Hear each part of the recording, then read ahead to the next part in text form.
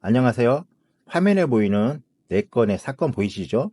이게 최근에 업체 및 국제결혼 하셨는데 좀 못난 한국 사람들이 있습니다. 네, 그분들한테 당한 건데요. 이거 한번 보실까요?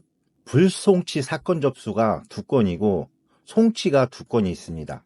자, 불송치 사건 접수는 뭐냐? 경찰에서부터 그냥 이거는 뭐 조사할 필요도 없다, 이런 식으로 판결을 내린 거고요. 경찰에서 송치한 거는 일단 검찰 쪽으로 넘어간 겁니다. 검찰에 넘어간 거 한번 보실까요?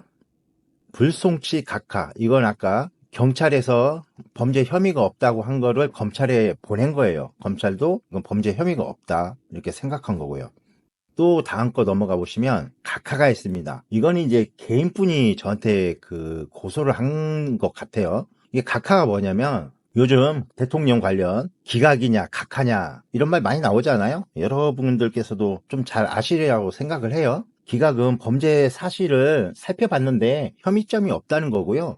각하는 아예 범죄 자체가 성립되지 않는다는 그런 말입니다. 그리고 또 여러분들이 한 가지 오해하고 계신 게 있으신데요. 무고죄로 욕고소하라고 하시잖아요. 사실상 또 전부 기각이나 각하납니다. 이 정도 가지고는 절대 무고죄 되지가 않아요. 물론 고소 접수는 될 거예요. 하지만 제가 피곤해집니다. 그리고 뻔히 안 된다는 걸 알면서도 이렇게 한다는 건 경찰분들한테도 미안하고 공권력 낭비예요.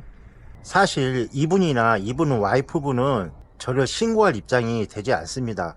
왜냐하면 제가 그분 와이프에 대해서 뭐라고 한 적은 없거든요. 그냥 잠깐 이야기가 나왔어요. 근데 이분 혼자 상상하고 흥분하고 막 이랬던 거예요. 나중에 개인적으로 알려드린 적은 있습니다. 증거 영상이 있다. 하지만 나는 그걸 본인한테 주지는 못한다.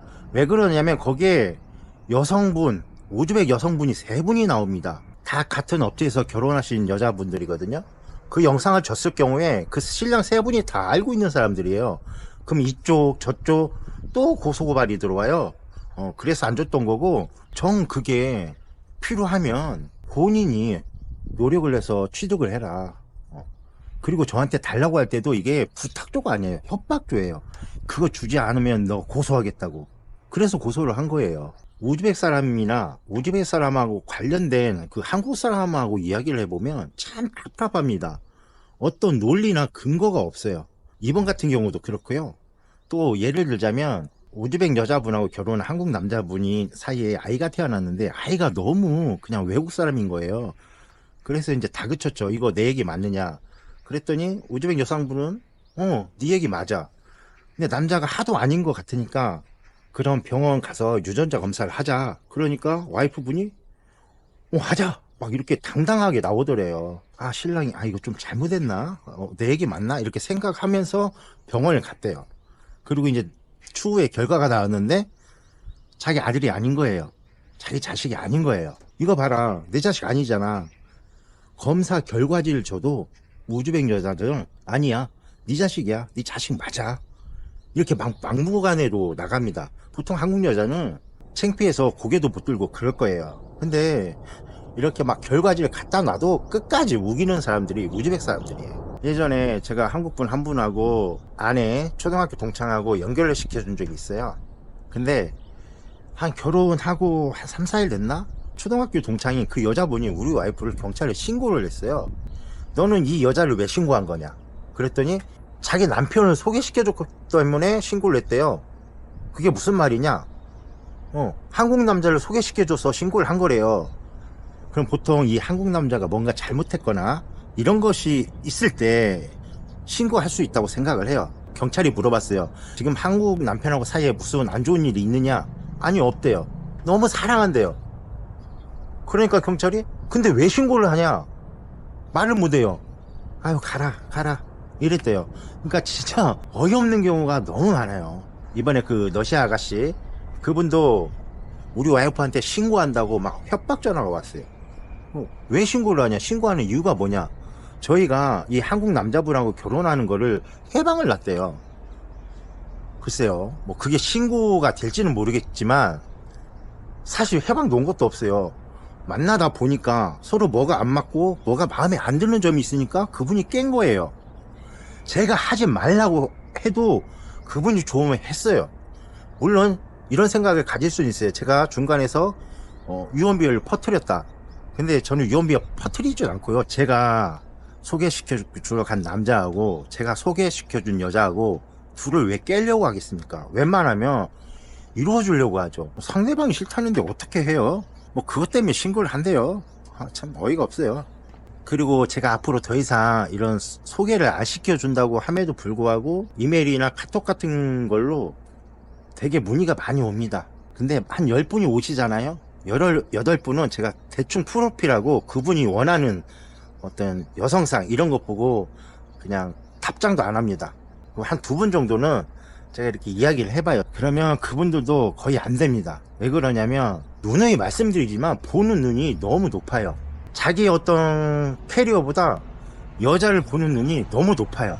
캐리어라는 게 뭐냐? 나이, 재산, 인물, 성격, 뭐 학벌도 포함될 수 있어요. 이런 거에 비해서 여자를 보는 게 너무 높아요. 제가 말씀드렸잖아요. 어쩌다 보니까 나이 차이 나는 여자를 만나서 결혼하는 건 그건 인연이에요. 하지만 여러분이 나는 무조건 20살 해줘. 30살 차이 나도 돼. 40살 차이 나도 돼. 근데 그거는 여러분들의 욕심이에요. 그럼 우연이 아니라 악연을 스스로 만들어가는 겁니다. 그런 말도 있잖아요. 과다한 넘침은 모자란만 못하다고. 조금 자기가 봤을 때 자기보다 낮은 여자를 만나면 그 여자 입장에서 봤을 때 나보다 모든 게 더 괜찮은데 나를 선택해줬네? 이렇게 생각할 거 아니에요. 그런데 비교적 본인보다 더 나은 여자를 선택했을 경우에는 그 여자분도 그렇게 아니에요. 아이고 뭐 잘나지도 못하고 나이도 많으면서 뭣도 안 해주고 뭐 성격은 지랄 같고 이러면 못 찾는다니까요. 제가 말씀드리는 걸 곡해 없이 들으시길 바래요. 너는 나이 차이가 많은데 왜 다른 사람 나이 차이가 많으면 안 되냐. 저는요 나이 차이 따지지도 않았고요. 애가 있어도 된다고 했어요. 근데 어떻게 하다 보니까 제 아내하고 이렇게 만나게 된 거예요. 근데 또 이걸 악용해가지고 저한테 저는 아무 여자나 다 괜찮아요 이렇게 말씀하시고 나중에 말 바꾸시는 분들 말고 자기하고 비슷한 형편의 또래 그런 여자를 만나려고 했는데 우연찮게 더 예쁘고 나이 차이도 많이 나는 여자를 만났어요. 그거 인연이라고 생각한다니까요. 저는 죄송하지만 저한테 이제 그런 문의를 주실 경우에는 진짜 많이 내려놓으신 분만 저한테 문의를 주시던가 아니면 본인이 너무 젊거나 경제적인 여유가 있거나 진짜 모델급이야 그런 분들은 저한테 연락을 주십시오. 그럼 제가 해드릴게요. 물론 그런 분들은 다 한국에 여자친구가 계시겠죠. 없는 분들만 저한테 연락을 주십시오. 네, 오늘도 구독 좋아요 부탁드리겠습니다. 감사합니다. 구독자님 한 분이 우리 큰딸만 옷을 사주니까 우리 둘째도 옷 사주라고 해서 옷하고 신발 좀 사주러 왔습니다. 감사합니다. 지금 아까 피는 게 180? 180이 작아가지고 지금 190. 아, 이거 좀 괜찮아요. 내가 초등학교 1학년 때 조금 195인가 신었던 것 얘 같은데. 엄청 큰 건데. 4살이 벌써 이거 보세요. 190을 신으네. 190도 작아? 아니요, 이거 작은 거 아니고 편해, 이거.